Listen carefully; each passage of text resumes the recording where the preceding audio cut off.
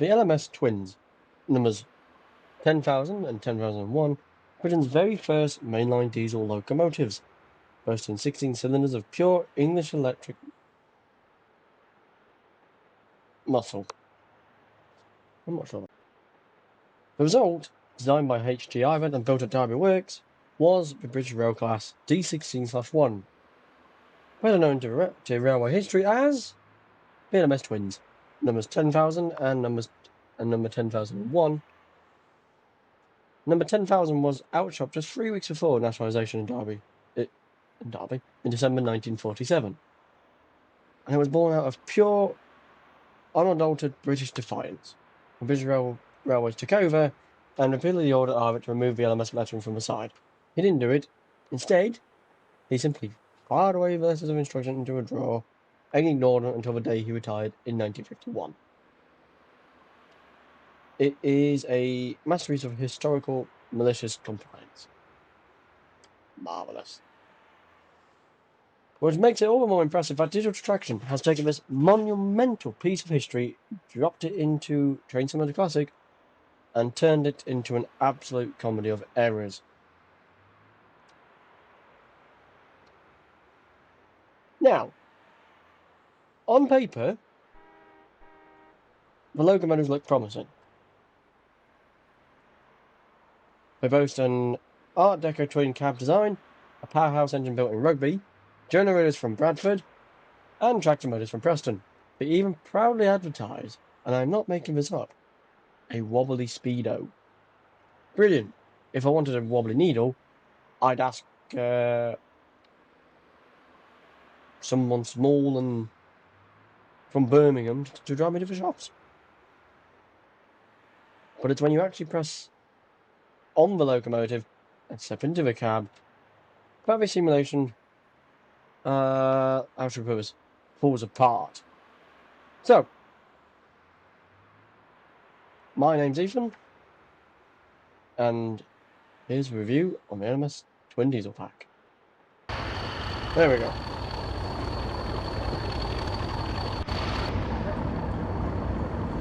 Behold, the default cab view. Just quiet my volume down for you guys. I don't know what sort of trackside refreshments the developer was consuming when they set up the camera coordinates in the .bin file, but I can only assume they modelled it after a giraffe sitting on a bar stool. Your view is so high you actually have to look down, strain your character's neck, and look at the controls. And this isn't just one way it's set this way forever. You are too high. Digital Traction, I am not a giraffe. The thing is, you aren't looking at the windscreen like a professional train driver. You're peering down from the rafters like an aggrieved pigeon that's nested in the cab ceiling. You can't see the ground directly in front of the nose of the locomotive, and the instruments, well, they look like they're in a different postcode because it's too far away. If you actually want to see the signal change properly, without straining your neck, you have two choices. You either play the entire game in F4 HUD, or you have to go digging into your railworks/assets directory, open up the camera blueprints and etc. I'm not a magician in this, so someone else please correct me, and change all the code like a hacker in a 90s action movie. I bought a Loco Pack Digital Traction, not a computer science degree. So I'll just show you a bit of the locomotive's power. So if I just bring the brake off, yep. How the heck did this work? Key in. That's forward.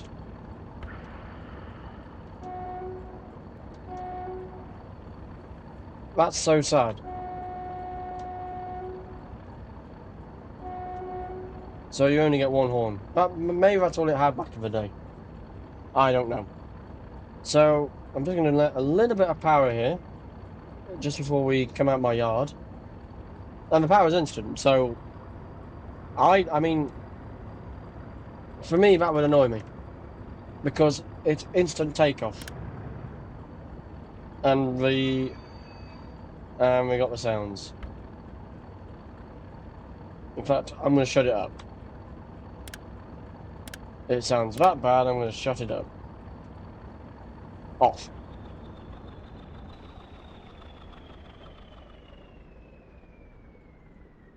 It is such a noisy engine. And it doesn't need to be. When driving this thing, if you want to drive properly, you're going to want a 37. And the thing is, as well, it also said, now I am having a look at my script for this, they said they have a dead man's pedal. If I go in here,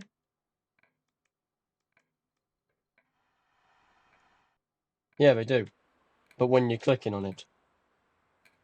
Which is ironic, really. Because after 20 minutes of staring at the track from an altitude usually reserved for budget airlines, I felt a bit dead in myself doing this. And this has been on a test drive on this line. And I think it, in my opinion, it's pretty poor. Digital Traction have not advanced like the other developers, like Caledonia Works or Armstrong Powerhouse. Mainly Armstrong Powerhouse, because they do the diesels more than anyone. And they do such a fantastic job at making them. The problem for me is Digital Traction have been around, a while by now, probably. I don't know that for certain, but they've been around for a while. But, everyone else has moved on and improved. Digital Traction are still living in the past and not going the right way for the future with the modelling. Well, you think it looks okay, but I don't know. So, the modelling wise, it's okay. The paint and all of this, I wouldn't necessarily agree. I mean, again, going back to Armstrong, this is still quite far behind. And if I just fire it back up again... What? And why was that there? That doesn't need to be there.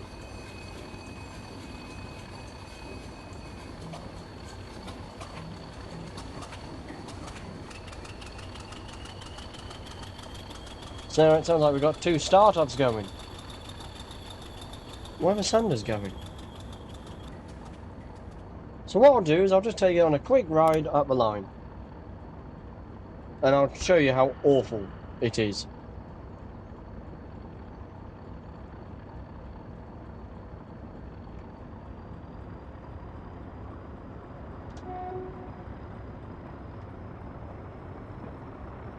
Yep, see, so that's halfway in the power setting, and it's just too much power. This thing wants to take off. And it's not giving you gradual build-up. It's just going.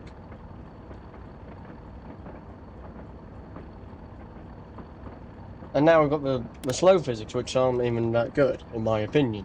Because we're just slowing down, and you shouldn't be. There's no drag. On the amount of engines I have driven on my own railway, there should be no reason why that's doing that. And that's just instant. Oh, that's instant pickup. So what we'll do, we'll put it onto a set of coaches, and we'll see how it is. In my opinion, this is looking like a digital version of Helgen Tango. Not Helgen Tango, just of Helgen.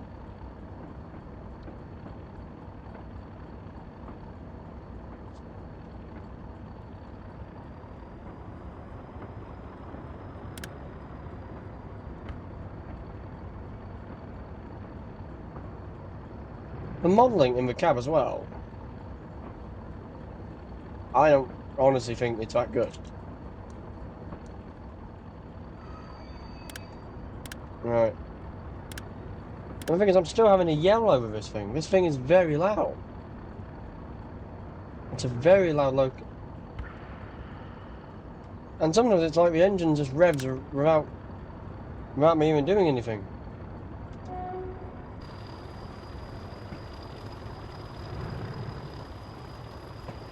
And it's doing it there. You can hear it, that little 37-like rev from the engine. It's doing that on its own accord.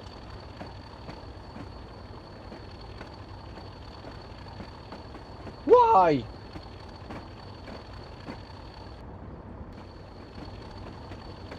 And see, this camera's too high. Your head is halfway through the, you know, level-wise, is halfway up the door.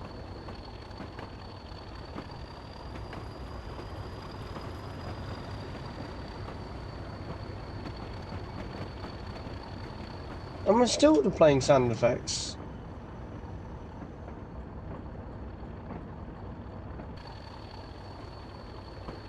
Oh, it stopped now. Okay.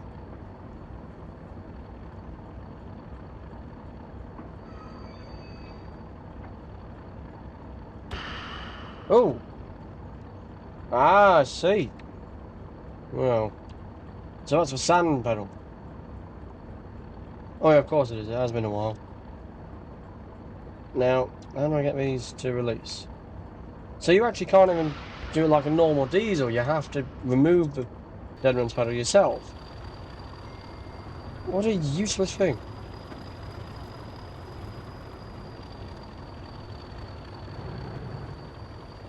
And it's still doing that annoying rev up. That is really irritating.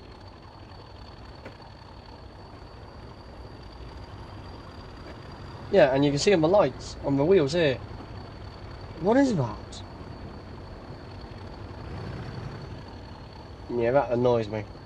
That's quite frustrating. And it's still revving, even when I take the power off.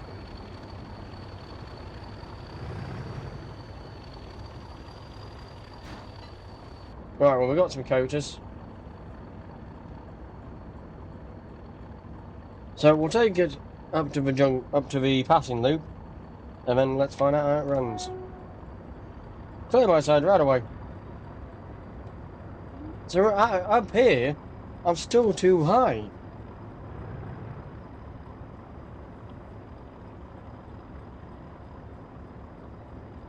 I mean, that's not a bad pull away. I'll give him that.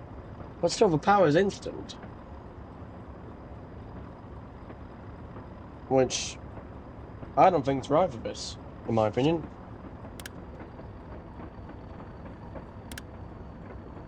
Yeah. So as soon as I press that A button, that power just shoots up. But back in the day, on 37s, 50s, and etc., you couldn't have that. You'd blow your traction motor to bits. Because if you put that power on instantly, and then you needed to shut off, depending on how much energy you had built up, you were in danger of putting a traction motor.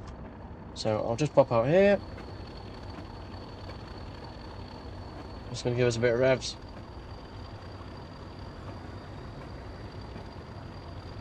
I think I can hear more 37 in this. Like that. With that whine of the turbos.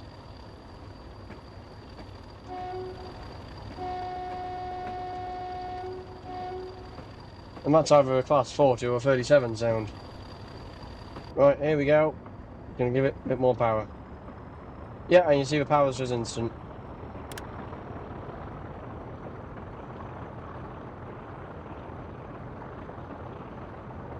I still think that's accelerating too fast.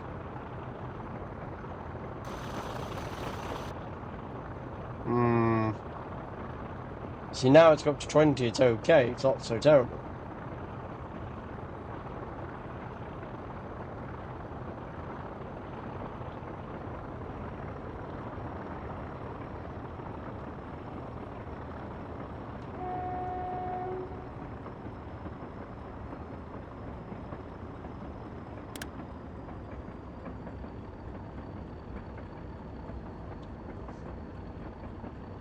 You're still getting the giraffe effect of being up here.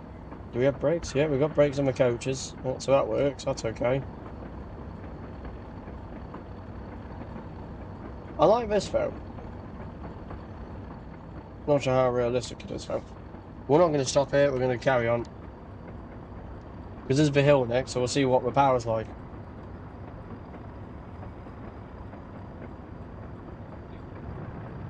Hey.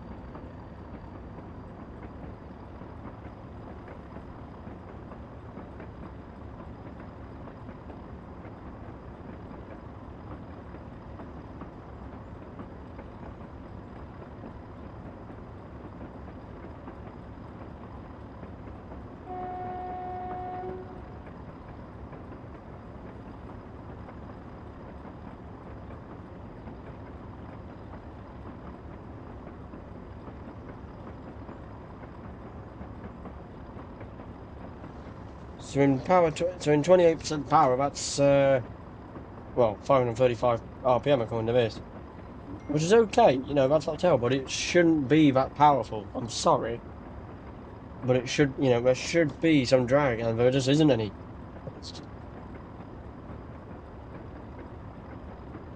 Which means, unfortunately, this locomotive is realistically, it's either underpowered or overpowered sometimes, in my opinion.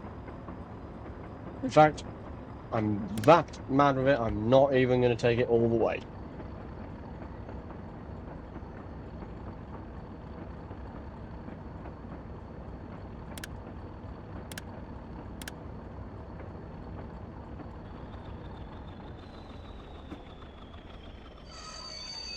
So now we get to the important bit, the cost of the pack. Inevitably, the damage this locomotive does to your wallet is it costs £14.99. £15 of your hard-earned British pounds. For £15 you could buy a decent lunch. You could buy 3 gallons of fuel. Well, maybe, depending on what the world's like now. You could buy a miniature scale model locomotive that you can actually look at without getting vertigo. But instead, Digital Attraction wants you to hand over that money for a broken camera angle, bizarre physics, and overall experience about as smooth as a ride on a square wheel pacer. Is it worth it? No. This pack is not worth it. It is absolutely, unequivocally not worth it.